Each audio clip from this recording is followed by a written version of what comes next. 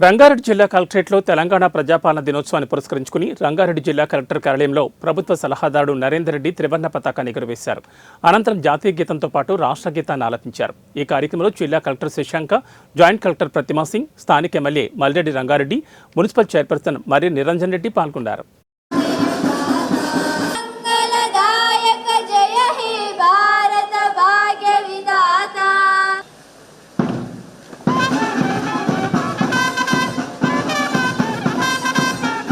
తెలంగాణ రాష్ట్ర సాధన ఘనత అమరవీరులదే. అమరుల త్యాగాలం వెలగట్టలేనివి. తెలంగాణ రాష్ట్ర సాధన కోసం జరిపిన మహోద్యమంలో మనమంతా భాగస్వాములం. అమరులైన తెలంగాణ బిడ్డలందరికీ నివాళులు అర్పిస్తున్నాం. గౌరవ ముఖ్యమంత్రి శ్రీ యనమల రేవంత్ రెడ్డి గారి నాయకత్వంలోని రాష్ట్ర ప్రభుత్వం ప్రజా సమస్యల పరిష్కారంలో ముందుంది. ప్రజాప్రభుత్వం ప్రజలకు ఇచ్చిన వాగ్దానాల మేరకు అభయస్థం హామీలను ఒక్కొక్కటిగా అధికారంలోకి వచ్చిన 48 గంటల నుంచే అమలు చేయడం ప్రారంభించింది. ఇందిరమ్మ గ్రామ సభలు నిర్వహించి ప్రజల నుంచి దరఖాస్తులు స్వీకరించి పథకాలను అమలు చేస్తున్నాం.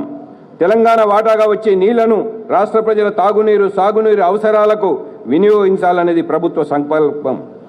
ప్రభుత్వ మరియు ప్రభుత్వ రంగ సంస్థలతో కొత్త ఉద్యోగాలను సృష్టించడానికి, ఉద్యోగ నియామక ప్రక్రియలో పారదర్శకంగా పనిచేయడానికి తగిన చర్యలు మా ప్రభుత్వం తీసుకుంటుంది.